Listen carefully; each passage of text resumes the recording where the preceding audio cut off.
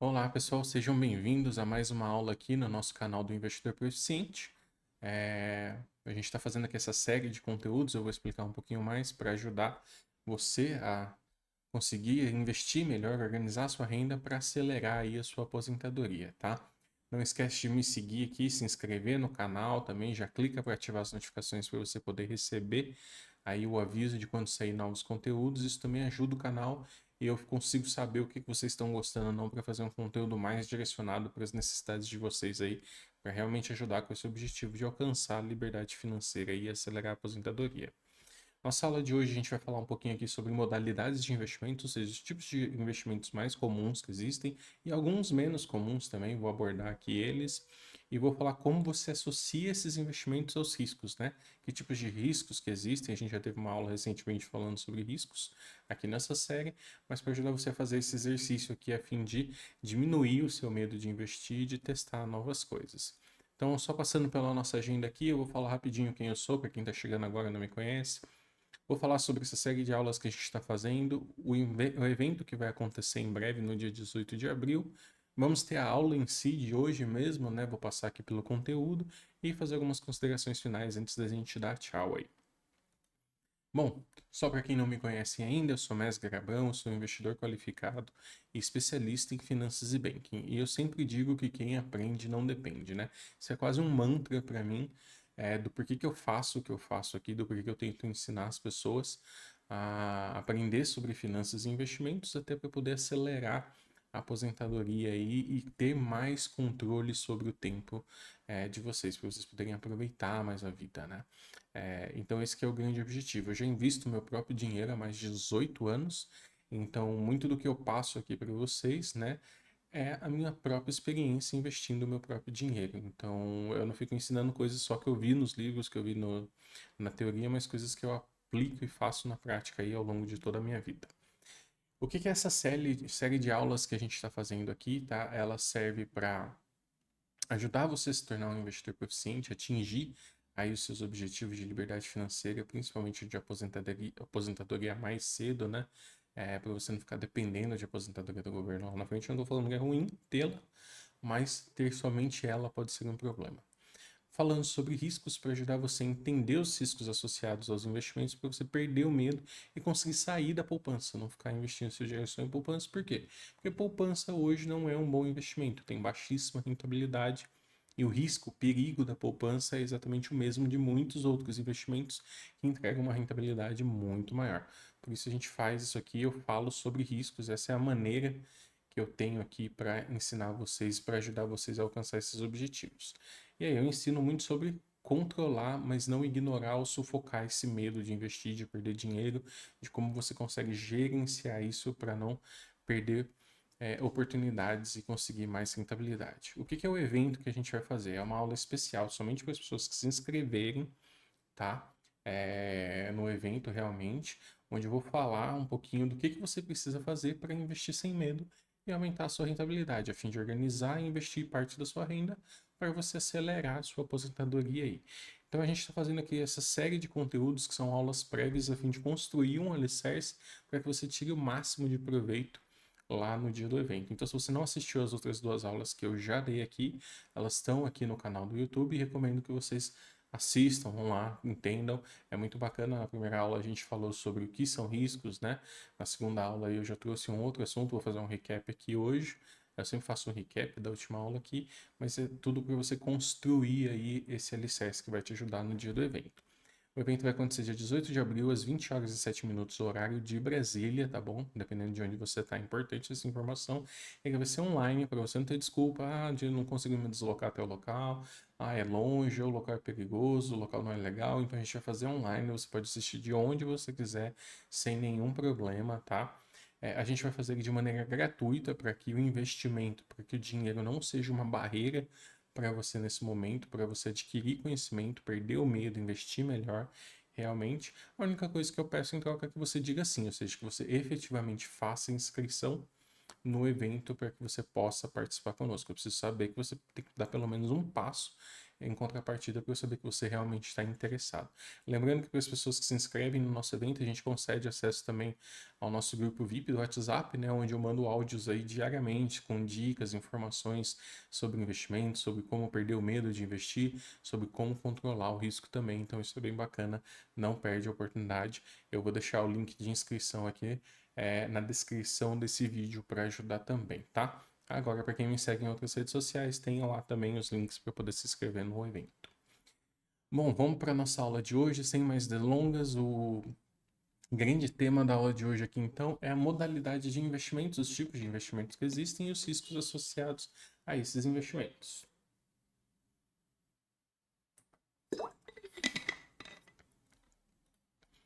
Bom, o que eu vou passar aqui nessa aula? Eu vou começar fazendo um recap da última aula, né, do que a gente conversou. Vou falar sobre as modalidades de investimentos, vou falar sobre os riscos associados, vou falar uma coisa importante que é o perfil de investidor. Você precisa conhecer o seu perfil. E o perfil de investidor não é uma coisa que você marca e carrega para o resto da vida. Ele pode variar junto com você ao longo do tempo. Você pode mudar o seu perfil ali ao longo do tempo, tá? Vou falar o erro mais comum que eu vejo as pessoas cometerem quando a gente fala de modalidades e riscos associados. Vou falar uma maneira pela qual você pode começar colocando isso em prática. E aí vou dar aqui algumas dicas de como você continua melhorando ao longo do tempo. Lembrando que a vida é um contínuo aprendizado. A economia muda, as pessoas mudam, a legislação muda, a política muda, então você precisa saber que você precisa continuar melhorando, se adaptando para poder tirar o máximo de proveito aí disso aí. Bom, só fazendo um recap aqui, a gente falou muito na aula 2 de não delegar o seu patrimônio para outras pessoas. A gente falou do risco de delegar seu patrimônio para outras pessoas. E eu falei por que isso acontece. Eu comecei primeiro falando de autorresponsabilidade, do que é autorresponsabilidade, né? E como essa mentalidade financeira também afeta os seus investimentos, né? Como muitas vezes você usa a maneira de seguir dicas, de carteiras prontas, recomendadas, como uma maneira de fugir da responsabilidade de tomar as decisões pelos seus próprios investimentos. Então, eu expliquei isso com bastante detalhe lá na aula. Para quem tiver interesse, segue lá na aula. Vou tentar colocar um card aqui para ajudar você a ir lá assistir esse pedaço. E aí eu falo também do porquê que isso acontece, porquê que é importante você tomar as decisões, você ter o conhecimento. Não estou falando que você não pode ter ninguém para conversar, ninguém para te dar ideias, para te mostrar caminhos, mas porquê que essa decisão precisa ser sua. Você precisa de ter esse conhecimento. Porque você é a única pessoa que vai jogar com base sempre no seu melhor interesse, ou pelo menos deveria jogar sempre com base no seu melhor interesse. Né? Então, quando um assessor traz alguma coisa, quando alguém traz uma carteira recomendada, aquela pessoa não necessariamente joga o mesmo jogo que você, né? Então, você precisa entender para garantir que a escolha que está sendo feita é realmente a melhor escolha para você. E aí eu mostro que nem sempre mais risco significa mais retorno, né?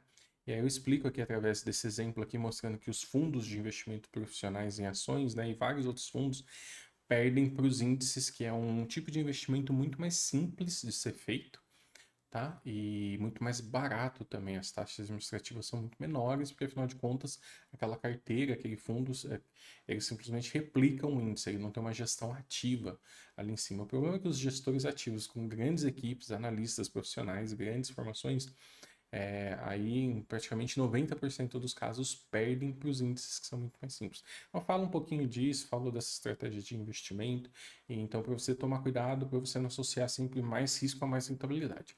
Gerenciar o risco é importante, mas não cair nessa pegadinha. E aí eu falei dos erros mais comuns, que é exatamente você acreditar em recomendações cegamente, acreditando que elas são prontas, né? Comprar carteiras, essas coisas tudo, simplesmente seguir achando que é o melhor para você. Porque você não joga o mesmo jogo que a pessoa que está fazendo aquela carteira, então não necessariamente o que é bom para você é bom para ela. E isso, ou você fica com muito medo e acaba aí se segurando, ou você deixa de testar novas coisas e trazer novas rentabilidades aí para sua carteira e acelerar a sua aposentadoria, porque você fica preso a investimentos como poupança ao longo da sua vida toda. Bom, vamos aí direto para o assunto agora da aula 3 hoje, começando aqui sobre modalidades de investimentos, tipos de investimentos que existem hoje. Então, basicamente, tá, a gente estrutura os investimentos em duas grandes classes, né? A renda fixa e a renda variável. E aqui eu trouxe uma lista de investimentos que são de renda fixa e renda variável, para você entender opções que existem para você aí, para você trabalhar na sua carteira e para você investir. A poupança, Tesouro Direto, que é o programa de venda de títulos do governo federal, né, que é quando você ajuda o país financiando a dívida dele, você compra títulos da dívida pública e o governo vai pagar para você juros sobre aquilo ali de acordo com aquele título que você está comprando. Tem vários títulos lá dentro. E aqui é bacana trazer isso daqui, porque você precisa entender que esse, no nosso país, é considerado um investimento mais seguro. Por quê? Porque quem é o garantidor desse investimento, né? Quem que está garantindo ali que você vai receber esse dinheiro? É o Tesouro Nacional. Né? Então ele é considerado ali é, o chão para você entender do que você deve buscar, o que você tem de segurança e rentabilidade. Se você encontrar qualquer coisa que renda menos do que os títulos do governo federal, não faz sentido. Por quê? Porque ele é o mais seguro que existe, já que o governo é dono da dívida, é dono da moeda, né? Ele pode imprimir, ele pode gerar, ele pode emitir mais dívida para poder pagar suas contas. Então, no Brasil, pelo menos, não há um histórico de calote da dívida pública, já existe isso em outros países, mas no nosso país não, mesmo a gente sendo um país emergente aí. Então, sempre que você for pensar em risco rentabilidade, pense em programas do Tesouro Direto. Se oferece menos rentabilidade que o Tesouro, já não vale a pena. Se oferecer mais, quanto a mais oferece, pelo risco a mais que você vai ter que correr. Aí são as conversas que você começa a equilibrar o que você precisa fazer entre risco e modalidades de investimento. A gente tem os famosos CDBs, certificados de depósito bancário, recibos de depósito bancário, que são bem parecidos com o CDB em regra, letras de câmbio, LCIs, LCAs, as letras imobiliárias garantidas, que é um investimento um pouco mais novo que surgiu aí, debêntures, que nada mais é que você fazer empréstimos para empresas privadas. Então, no Tesouro Direto, você está emprestando para o governo. Nos certificados de depósito bancário, recibos de depósito bancário, letras de crédito, né, letras de câmbio, você está emprestando para bancos. Nas debêntures, você está emprestando para empresas que não são bancos, tá bom? Eu sei que bancos são empresas também, mas essa é a grande diferença que você tem dentro aí do mercado financeiro. Você também tem os certificados de recebível imobiliário, certificados de recebível do agronegócio, aí, que são outras maneiras de você financiar o mercado, ou de entrar no mercado imobiliário, no mercado de agronegócio. Fundos de renda fixa, que nada mais é do que um gestor que vai lá e compra os investimentos de renda fixa possível. Monta uma carteira com aquilo ali, você paga uma taxa de administração para ele e ele, teoricamente, faz uma gestão ativa disso. Escolhe aquilo que está rendendo mais naquele momento para te entregar a melhor rentabilidade possível. Mas, via de regra, os estudos mostram que a maioria dos fundos perdem para os índices. Então, não faz muito sentido você investir em fundos, porque é difícil você ter certeza que aquele gestor em si vai performar bem, uma vez que em um ano, geralmente, muitos já perdem, até 3 anos, muitos perdem mais ainda, 5 anos, 10 anos, 90% praticamente perde para os índices, tá? E aí a gente tem um outro aqui que são certificados de operações estruturadas, tem feito bastante sucesso aí na rede recentemente, né? Muitos assessores indicam isso porque pagam comissões altas, mas nem sempre é bom o cliente. Então, gente, tudo que vocês veem por aí, não toma os investimentos como ruim, né? É isso que você precisa entender o jogo que você joga. Algumas vezes, alguns COIs vão fazer sentido dependendo do que você quer, do que você busca e quais opções você tem. Então, não necessariamente eles são sempre ruins, né? Agora, todo mundo demoniza os COIs porque teve aí esses problemas com os assessores que estavam sendo processados do XP, teve uma matéria, e todo mundo agora fala que COI é péssimo, né? Agora, não é. Entenda o seu jogo e se aquele investimento faz sentido para você. Geralmente o COI não faz muito sentido, mas depende do que você está estruturando, da oferta, do que está sendo feito, tá? E aí você entra aí no mundo de renda variável, né? A gente fala de ações de empresas, onde você tem a oportunidade de adquirir um pedaço de uma empresa através das ações delas. Eu fiz um vídeo curto recentemente falando dos tipos de ações que existem, né? Você tem ações ordinárias, preferenciais, você tem units. Então existem aí tipos de ações, você tem as preferências de classe A, classe B. Falei um pouco sobre isso, é importante você entender. Eu falei um pouco sobre tag along, você se proteger no caso de aquisição daquela companhia, né? O que você pode fazer para receber. Existem os Exchange Traded Funds, que nada mais são do que os índices, né? Que são criados aí, são fundos que você pode adquirir através da Bolsa de Valores, mas eles são passivos. Então, geralmente um ETF, ele segue algum índice. Então, por exemplo, Uma gestora vai lá e copia exatamente o índice do Ibovespa. O índice do Ibovespa é feito pela Bolsa de Valores. Ele tem uma lista de empresas ali que compõem o fundo do índice e cada uma tem um peso, então o preço delas compõe ali esse índice que você vê nos jornais ali. Ah, subiu para 120 mil pontos, caiu abaixo de 100 mil pontos, a bolsa subiu, desceu. É esse índice que usa. Então, um ETF, uma gestora pega, replica esse índice em algo que você possa investir e ele vai seguir exatamente a variação do índice. Quando o índice subiu, seu dinheiro subiu. Quando o índice caiu, seu dinheiro caiu. Então ele é bem barato de investir geralmente porque ele copia um índice e não tem uma gestão ativa ali de fazer picking, de analisar a empresa, ele simplesmente copia o índice que está sendo, que foi montado ali pela Bolsa de Valores, por exemplo. Tá? Isso é comum aqui, muito mais comum e muito mais forte lá no exterior. Tem muito mais opções de ETFs lá do que aqui, por exemplo, tá? A gente tem os fundos imobiliários, que são os queridinhos da vez aí agora para receber dividendos, tá? Muitas pessoas têm falado dos fundos imobiliários aí, porque no Brasil tem uma lei que obriga os fundos a pagarem a maior parte do seu resultado como dividendos, né? Para os membros, para os cotistas do fundo, tá? Mas nem sempre é uma boa opção aí para crescimento do patrimônio, mas sim para receber renda. Aí tem algumas discussões, mas geralmente é isso, fundos imobiliários. Fundos de ações, então nada mais é do que gestores fazendo picking de ações e montando uma carteira e te cobrando uma taxa de administração por isso. Por isso que eu falo, é aqui que a gente fala muito, né? O fundo geralmente perde para o ETF. Porque o ETF geralmente só copia o índice, não tem nenhum trabalho de fazer análise ou escolha das ações. Afinal de contas, quem analisa e escolhe isso é a bolsa de valores que está montando aquele índice, então é muito mais barato. E o fundo não, ele está escolhendo empresas, realmente montando a carteira dele ali, mas no longo prazo geralmente eles tendem a perder para o índice. Você tem opções, que é um mercado que existe dentro da bolsa de valores, que para grandes empresas é ótimo para fazer hedge, né? Fazer proteção dos seus investimentos, tanto quanto a perdas muito grandes, né? Então é uma maneira que as empresas fazem isso, elas separam parte do capital para pagar como se fosse um tipo de seguro, por exemplo, mas para o investidor pessoa física virou aí algo de extrema volatilidade, aí é um derivativo que você pode investir para ganhar muito dinheiro, mas com muito risco de perder também dinheiro ali. Então você compra basicamente direitos de comprar ou vender uma ação a preço X, que ela não vale hoje. Geralmente esses direitos são baratos, né? Mas é um risco, porque se aquele cenário que você está prevendo, pelo qual você comprou os direitos, não acontecer, você perde aquele dinheiro ali, porque você não vai querer executar aquela ordem, afinal de contas não aconteceu o que você esperava, tá? É como pagar um ingresso para um show e aí você não vai para o show, não há nenhum grande dano não ir pro show, mas você perde o valor do ingresso. Aí dependendo do quanto você investiu, você perdeu dinheiro. Eu fiz um vídeo recentemente também, tá? Aí nas minhas redes sociais, onde eu faço um comparativo entre a bolsa de valores e o mercado cripto, né? Com essas grandes variações. E eu cito um caso aqui de opções que mostra aí grandes variações, oportunidades de ganhar dinheiro. E aí os fundos multimercados que fazem uma mistura aí de renda variável, de renda fixa também.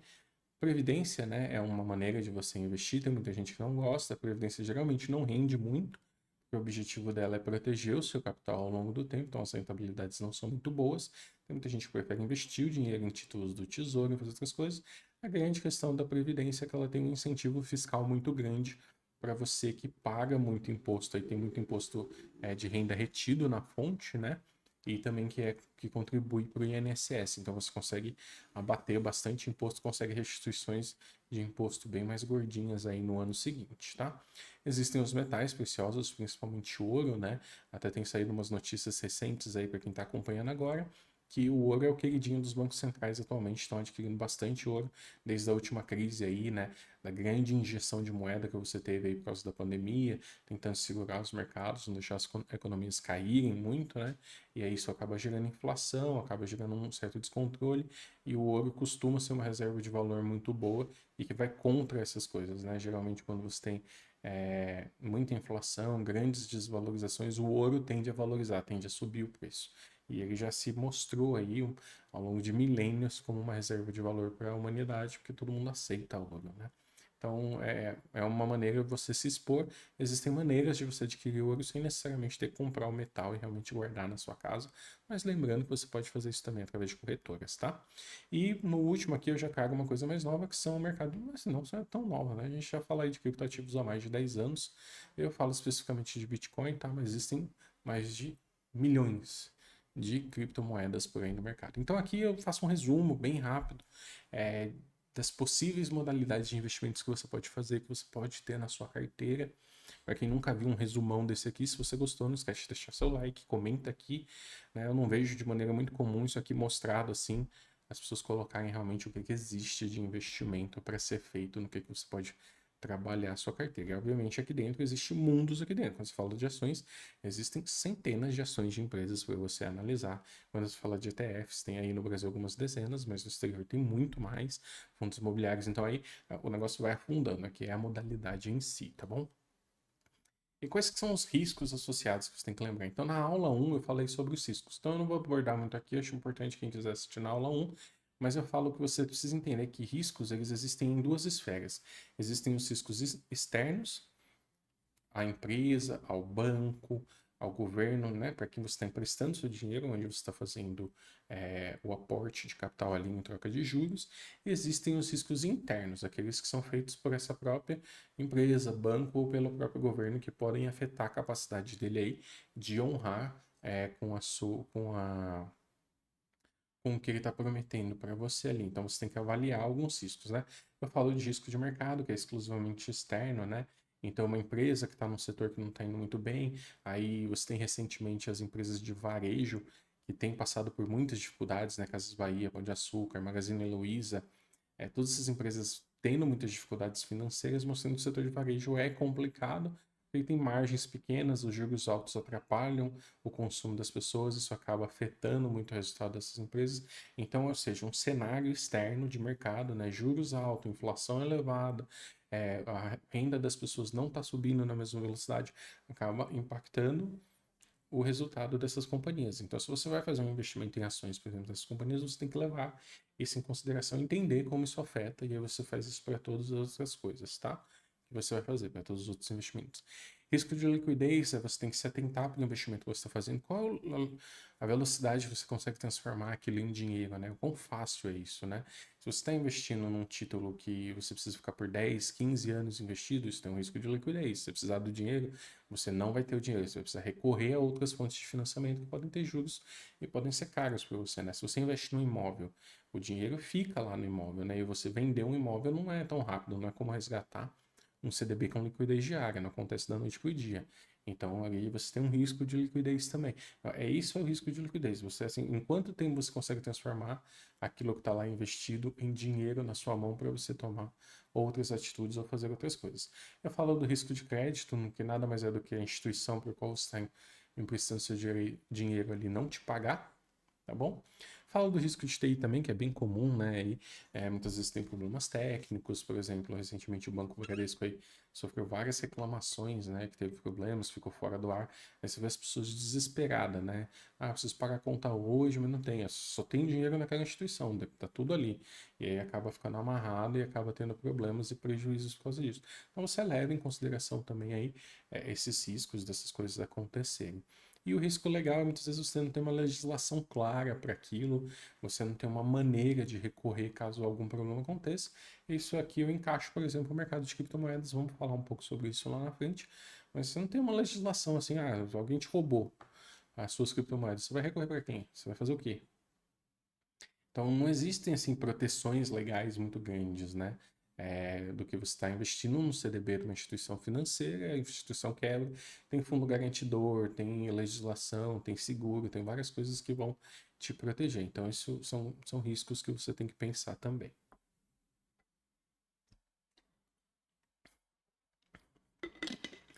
E aí, como cada um desses riscos afeta você e as suas expectativas, depende muito do seu perfil. Você precisa entender que existem três tipos de perfis de investidores: o investidor conservador, o moderado e o arrojado. É claro que a sua necessidade de capital, né? Se você precisa do dinheiro muito rápido, isso geralmente tende a levar você para o lado do conservador, né? Porque quanto mais rápido você precisa do dinheiro, menos longo prazo você pode investir, mais chances de perder dinheiro você tem se você for para renda variável. Então, geralmente, você vai caindo para o lado do investidor conservador. Mas mais do que a necessidade de dinheiro, algo que pesa muito também é o seu conhecimento sobre investimentos e a sua experiência com investimentos. No que você já investiu?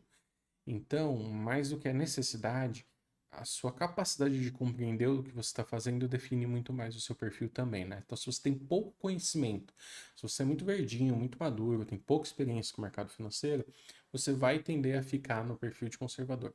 Então, quando as pessoas falam, eu sou conservador, eu sou conservador, não é que isso necessariamente seja uma coisa boa, ou seja só uma característica sua, mas muitas vezes é falta de conhecimento, tá? Você pode ser uma pessoa arrojada, que detém muito conhecimento, que não precisa do dinheiro agora, mas que por uma escolha sua de momento de vida, de coisas que você está fazendo, você opta por investimentos que são de renda fixa, pré-fixados, pós-fixados, com mais garantias, com mais proteções. Não necessariamente porque você é arrojado, você investe o seu dinheiro de maneira arrojada. Mais uma vez que você tem esse perfil, você entende o jogo, você faz isso da melhor maneira para você, dependendo do momento que você está vivendo. Então é importante você entender isso daqui, entender que não é uma coisa que grava em você. Você é desse jeito nunca mais vai mudar. Você pode sim ser de uma maneira diferente e seguir uma estratégia diferente dependendo do que está acontecendo. E qual que é o erro mais comum que eu vejo as pessoas acontecerem? É as pessoas terem o desejo de zerar os riscos e não de gerenciar esses riscos, tá? E aí acabam perdendo oportunidades. Então, obviamente, quando o mercado de criptomoedas começou lá atrás, as pessoas, a gente já ouviu várias vezes, isso é uma bolha, vai estourar. E realmente, de fato, pode ser, pode dar errado daqui a algum tempo. Mas se você conseguir gerenciar e não zerar, zerar seria, eu nunca vou entrar nisso. Gerenciar o quê? Eu vou entrar com um valor que, se explodir, se der muito bom, isso vai ser bom para mim. Mas se eu perder tudo, óbvio que ninguém gosta de perder dinheiro, mas isso também não vai me fazer tão mal, isso não vai me quebrar, não vai me tirar do jogo. Então isso é gerenciar risco. As pessoas tendem a não querer gerenciar risco, elas tendem a querer zerar o risco. Então elas cortam possibilidades de aumentar a rentabilidade em troca de não correr nenhum tipo de risco. Aí aqui eu trago um exemplo, por exemplo, da minha carteira de bitcoins, que está tendo uma valorização aí de mais de 50%, e é óbvio que é um investimento arriscado. Então, quando eu comecei, a gente colocou um valor que não, não faria um grande mal para nós se a gente perdesse esse valor aqui. Mas se desse bom, como está dando bom, isso traz rentabilidade, traz dinheiro para o patrimônio, com certeza ajuda. Como começar? Aqui eu quero dar um exercício prático de como você pode fazer tudo isso que eu estou falando aqui, tá? Você pode, por exemplo, colocar aqui numa uma tabela bem simples, numa coluna, o investimento que você quer fazer, o que quer fazer, os riscos que você mapeou que podem afetar esse investimento, né? Ou os diversos riscos que você conhece, e começar a colocar se esse investimento tem risco naquilo ou não. Então, o Tesouro Selic tem risco de crédito? É considerado não. Por quê? Porque o Tesouro Nacional é o garantidor dele. Então, a probabilidade do Tesouro Nacional não pagar é muito baixa, é ínfima. Não vou falar que não existe risco, tá? Sempre existe risco. Mas é o menor risco que existe dentro do nosso país. Então, é muito improvável que o Tesouro Direto não tenha recursos para pagar você, uma vez que ele pode imprimir moeda ou pode colocar moeda dentro da economia, tá? Risco de mercado pode influenciar o tesouro? É muito difícil, porque na verdade o governo toma as decisões, né? E aí ele que acaba influenciando o mercado. E aí, obviamente, uma vez que você tem problemas, ele mesmo eleva ou abaixa os juros dele ali, de acordo com a necessidade, né? Tem risco de liquidez? O Tesouro Selic não, porque ele é diário. Se você fizer o resgate, ali, acho que até as 14 horas do dia útil, você recebe dinheiro no mesmo dia. Tem risco operacional? Não, uma plataforma segura, né? Tem risco legal? Extremamente regulamentado, seguro, protegido. Tesouro IPCA, que é uma outra modalidade, tem risco de crédito? Sim. Tem risco de mercado? Tem risco de crédito? Não. Por quê? Porque é o tesouro. Tem risco de mercado? Sim. Por que, que o Tesouro IPCA tem risco de mercado? Porque como é um título de mais longo prazo, uma vez que você se amarra nele, dependendo do que acontece com os juros ao longo do tempo, você comprou um título IPCA mais 4%. Aí a gente está passando por uma crise agora, os títulos hoje estão pagando IPCA mais 6%.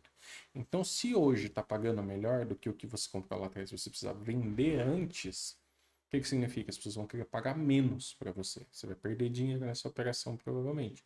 Isso chama-se marcação a mercado. Então, você tem um risco aqui, que como o mercado tá, pode influenciar aqui o que você vai receber ou não num Tesouro IPCA da vida, por exemplo, tá?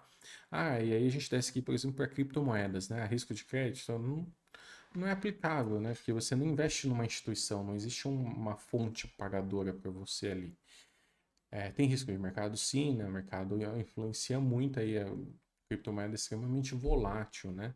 Tem risco de liquidez? Hoje menos, mas dependendo da corretora que você investe, e dependendo do valor que você quer comprar ou vender, às vezes a corretora não tem condição de prover aquilo para você, né? Tem risco operacional? Opa, você depende de uma rede totalmente descentralizada, tá? Isso é legal. Você tem muito pouca legislação, né? A lei de um país consegue alcançar muito pouco do mundo de criptomoedas, né? É muito difícil. Então, se acontecer qualquer fraude, qualquer problema, você está muito desprotegido. Você não tem muita proteção ali. Então, isso aqui é um exercício bacana para começar. Para você realmente colocar os investimentos que você quer, que você deseja fazer, e aí colocar que tipos de riscos que existem para cada um deles aqui, tá? Eu falo aqui, por exemplo, de debêntures, quem emprestar para a empresa. Aí eu falo de ações large caps, para quem não conhece, são grandes ações de grandes empresas da Bolsa de Valores, né? Que tem muita movimentação, tem um grande valor de mercado, né? E as small caps são as pequenas empresas. Então você tem aqui os riscos para elas também. Você vai investir numa empresa grande, tem risco de liquidez? Geralmente não, porque como tem muita oferta e demanda, se você precisa vender as ações, você consegue fazer isso na hora, no mesmo minuto, né? Ah, você vai vender uma ação de um Itaú da vida, você dá a ordem ali, se você der a ordem pelo preço que está sendo negociado, você vende em questão de segundos as suas ações, né?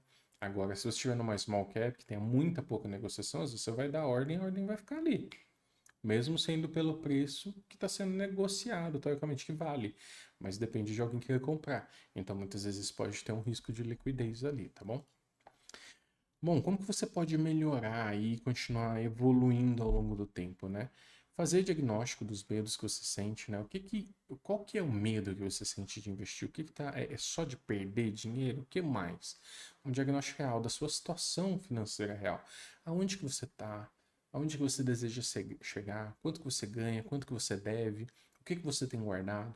Essa visão da sua realidade vai te ajudar a mitigar muitos desses riscos de investimento, porque uma vez que você tem uma situação um pouco mais confortável num ponto, você se dá ao luxo de poder arriscar um pouco mais em outro, né? E isso abre possibilidades, então você equilibra o medo. Agora, você tem muitas dívidas, várias dívidas, você vai colocar o dinheiro num investimento de pouca liquidez, isso obviamente vai te preocupar, porque se você precisa do dinheiro, talvez, você tem muita dívida, você está vivendo no limite, acontece um imprevisto, você precisa do dinheiro que está guardado para pagar uma conta e não pode acessar esse dinheiro, isso vai ser um problema. Então, muitas vezes a fonte do seu medo não necessariamente é só o medo em si de perder dinheiro, mas existem essas coisas mais profundas de como a sua vida financeira está que estão te impedindo de testar e aproveitar mais coisas, tá? é, Efetivamente testar novos investimentos, né? Igual eu dei o exemplo aqui do mundo de criptomoedas com o Bitcoin, e você colocar valores que se você perder não vão te fazer tão mal, mas que se der bom, podem fazer uma diferença para você e no seu patrimônio. E de tempos em tempos, reavaliar o que é um risco aceitável para você, né? Seu patrimônio está crescendo, você está melhorando, então você começa a ter mais fôlego, você pode arriscar mais, em troca de mais também. E às vezes você vai sim perder, tá? Isso acontece. E por isso que eu falo que, bom, depois de tudo isso aqui, né? Você tá aí pensando que, mesmo assim, na internet todo mundo sempre conta o exemplo bom, né? Isso é verdade. O cemitério dos fracassados é silencioso, ninguém conta as coisas que estão erradas, né? E aí eu quero te contar o seguinte, uma frase que eu já usei em uma das aulas aqui de um livro que eu adoro, que é a Psicologia Financeira, e que ele fala aqui que existem campos na vida em que você precisa ser perfeito o tempo todo, né? Então, um piloto de avião, por exemplo, não pode falhar. Não vai ter uma segunda chance, né? Provavelmente, para ele poder tentar de novo. Mas já no mercado financeiro, sim, desde que você não aloque um valor que quebre você, que te tire do jogo, você sempre pode continuar. Então você não precisa ganhar todas, você precisa ganhar mais do que você perde. Gerenciar o risco significa distribuir as coisas de uma maneira que alguns vão dar problema, mas alguns vão dar muito bom. E um exemplo que eu uso até para isso, para deixar isso mais claro, é a indústria farmacêutica, né? A indústria farmacêutica investe em pesquisa, por exemplo, milhões, bilhões de reais e dólares todos os anos.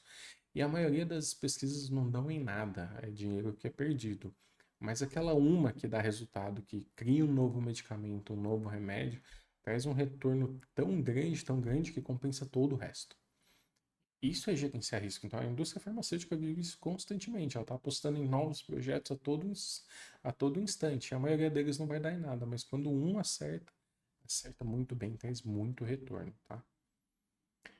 E tudo isso que eu falo para vocês é com base na minha experiência. Então, eu sempre reforço que o maior risco é a falta de conhecimento, né? Risco tomado com consciência, ele é planejado. Então, não significa que você vai ganhar sempre, mas que você vai estar preparado para qualquer cenário, inclusive quando algo dá ruim. Então, é bom que você tenha um plano para quando o plano der errado, você saber como reagir. Então, você vai sentir menos medo, porque se aquele cenário negativo se concretizar, você já vai saber como agir, você não vai ficar ali congelado pelo medo, preocupado. O que que você vai fazer agora, já que aquilo de ruim aconteceu. Bom, pessoal, na nossa próxima aula aqui a gente vai falar por que que você deve gerir o risco e não zerar ele, né? Eu já comecei uma introdução disso aqui nessa aula. A gente vai falar aqui um pouquinho de entender o risco para fugir do medo, né? Para você realmente escapar, de estabelecer níveis de risco aceitáveis para você poder controlar as emoções ali, principalmente o medo que impede você de dar passos maiores, de alçar novos investimentos que vão trazer mais rentabilidade para você. E aí você ter a confiança de ganhar mais do que perder, entendendo que você vai perder algumas vezes, não tem jeito, tá? É bom ter vocês por aqui. Espero que tenham gostado dessa aula. Vejo vocês na próxima. Até mais.